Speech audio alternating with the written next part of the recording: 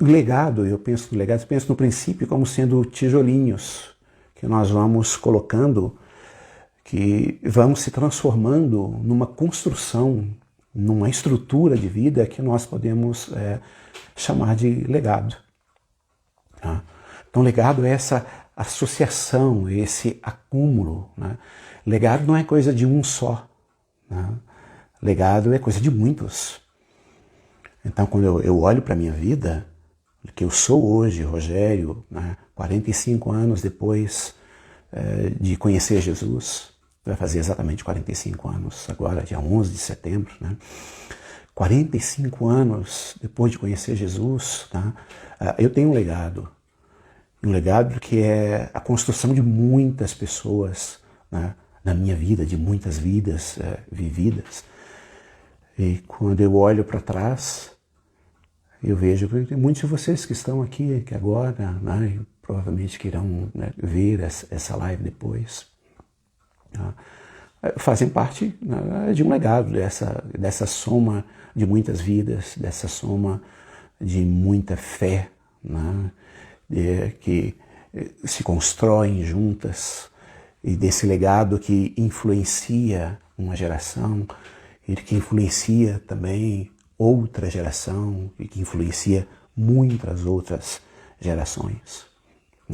Eu tenho marcas na minha vida que são um legado de gente de que eu não convivi com elas, que conviveram em gerações anteriores, mas que deixaram marcas profundas na minha história.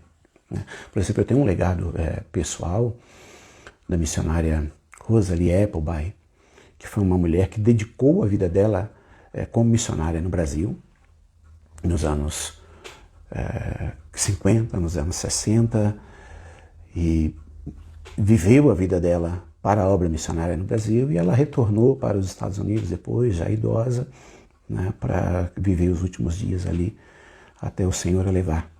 Né? E a missionária Rosalie, eu conheci ela dos livros, da literatura, já tinha lido muita coisa a respeito dela, e um dia está numa igreja batista em Belo Horizonte, terceira igreja batista de Santa Efigênia, em Belo Horizonte, um dia num culto ali e tal, alguém pregou, e depois eu fui lá na frente conversar com o pastor, e na conversa ali eu fiquei sabendo que a missionária Rosalie tinha passado por ali, que tinha inspirado a vida de muitos, então eu queria saber a respeito dela e tal, e o pastor me falou de que ela ainda estava viva, né, e que ela continuava, né, contribuindo com a vida de missionários aqui no Brasil. Depois disso eu fui para um seminário, eu fui fazer teologia, né, e eu recebi ofertas da missionária Rosalie. E sabe como é que ela ofertava, né, não só para mim, mas para vários outros seminaristas? Ela tinha chegado à conclusão de que se ela abrisse mão do frango assado que ela gostava de comer no final de semana, e se ela juntasse o dinheiro, né, do valor daquele 4 frangos assados, né, que ela podia comer no final de semana, somando aquilo, né, ao longo de um ano, ela poderia ajudar, né, e incentivar algum outro jovem, algum outro jovem seminarista, algum outro jovem missionário, né, para que continuasse fazendo diferença no Brasil. Eu fui um desses jovens. E vem me dizer que isso não é legado? É legado, com certeza. Né? Legado de tudo que ela fez, de tudo que ela viveu, que tudo publicou. E legado né, da parte de um frango assado que ela deixou de comer, mas que fez diferença na minha vida. Então, legado é essa construção como um todo. Né? Mas legado tem alguns princípios. Né? E aí, né, eu penso com vocês aqui de que legado tem a ver com o caráter que é vivido consistentemente. Né? O legado não se constrói em epifanias, né? Também com epifanias, né? Momentos extraordinários, claro, mas o legado é aquela consistência do dia a dia, da vida vivenciada. Né? O legado tem a ver mais com o ordinário, né, do que com o extraordinário. O extraordinário faz parte, né? Mas é na vida ordinária. E quando digo ordinária, é no sentido positivo da palavra, né? Da ordem do dia a dia que vai sendo vivido, né? O legado tem a ver com essa intencionalidade constante, geral, tá? Que se faz presente no dia a dia. Tá? Então tem a ver com essa intencionalidade, o legado. Tá? Com essa perspectiva de gente que sabe, né, que intencionalmente tem que fazer diferença no seu tempo, no seu contexto, né, na sua história, na sua cultura. Né.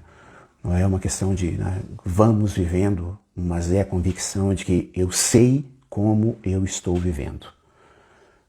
Os mineirinhos que estão aí, né? É boa filosofia mineira, né? Dom Covim, quem que eu sou, um cotô e pronto que eu vou. Né? É intencionalidade, né? E o legado tem a ver com transparência, gente. Né?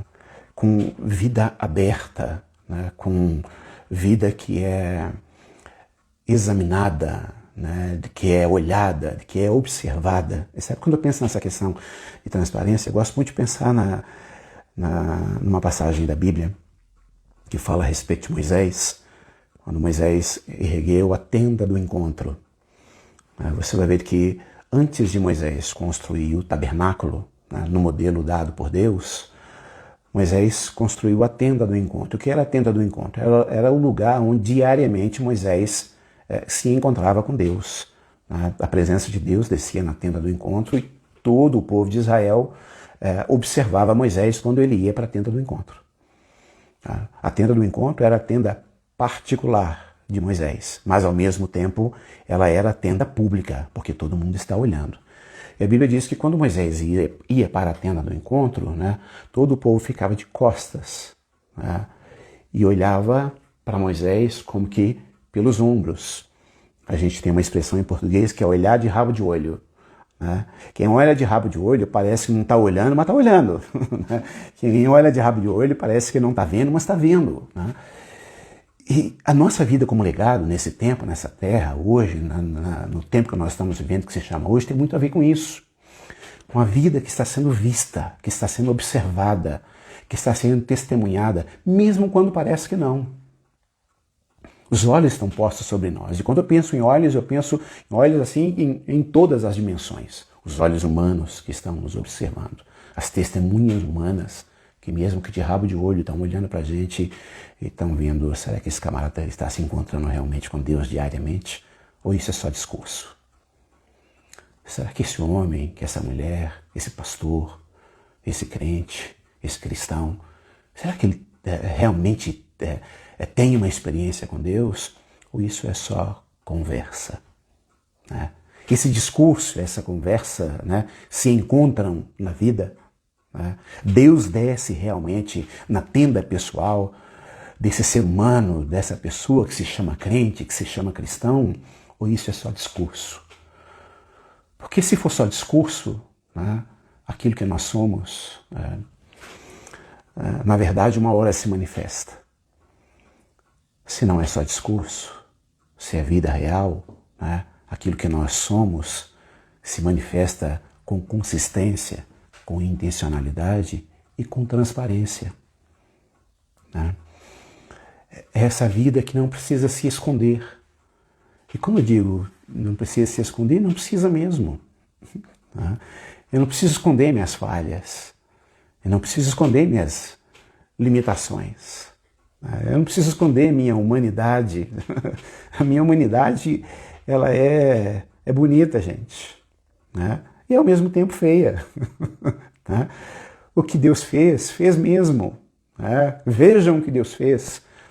O que ainda não foi feito, né? Tudo bem, gente. Né? Eu ainda não cheguei nesse ponto. Né? Eu ainda não cheguei nesse nível, mas eu estou caminhando para lá. Né? Eu estou avançando. Eu estou em processo, eu estou sendo santificado. Eu não tenho asas ainda para voar, não virei anjo ainda. Eu gostaria de ser, mas ainda não sou. E eu não preciso esconder isso. Isso é o lindo desse processo de santificação, porque a gente não precisa mostrar o que não é, né? E muito menos esconder o que é. Isso não é desculpa para pecaminosidade, não é desculpa, né, para a gente soltar um discurso aí dizendo, né, eu sou isso mesmo. Não, né? Quando a gente deixa claro que não é, a gente deixa claro com dor. Poxa, não cheguei ainda lá, eu estou avançando. Né? E a gente também não precisa de aplauso, né? Eu já sou tal coisa, não. Né? A vida santificada ela tem esse paradoxo, né? Essa ambiguidade. Né? E a gente vive nessa tensão, né, escatológica do que já é e do que ainda não é. Né? Do que já foi e ainda do que será. Do que Deus já fez e do que ainda vai fazer. Do Deus que começou uma boa obra em mim e que Ele é fiel para completá-la. Ele começou uma obra, eu sou alguém em construção. Vai chegar o bendito dia em que nós vamos vê-lo. E tal qual Ele é, nós seremos. Nós veremos exatamente como Ele é. E aí nós seremos transformados. Receberemos um corpo glorificado. Vai chegar esse dia. Enquanto esse dia não chega, né, eu estou no processo, estou sendo transformado, gente, estou sendo mudado. Né? Vai chegar o dia de corpo glorificado, graças a Deus. Chegará esse dia, esse bendito dia. Enquanto esse dia não chega, minha alma vai clamando e falando, Maranata, Maranata, hora vem, Senhor Jesus. Né? Não como uma forma de escapismo, né, mas como uma proclamação de fé e de esperança. E deixa eu te dizer uma coisa, você já parou para pensar nisso?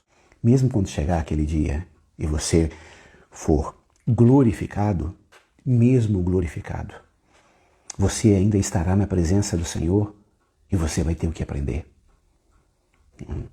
Há uma frase fantástica de Tozer.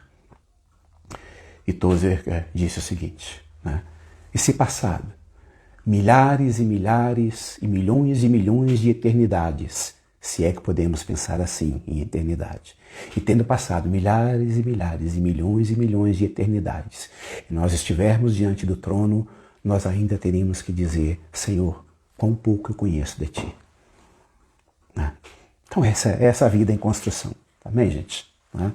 Pensa nisso daí. Né? Isso é legado.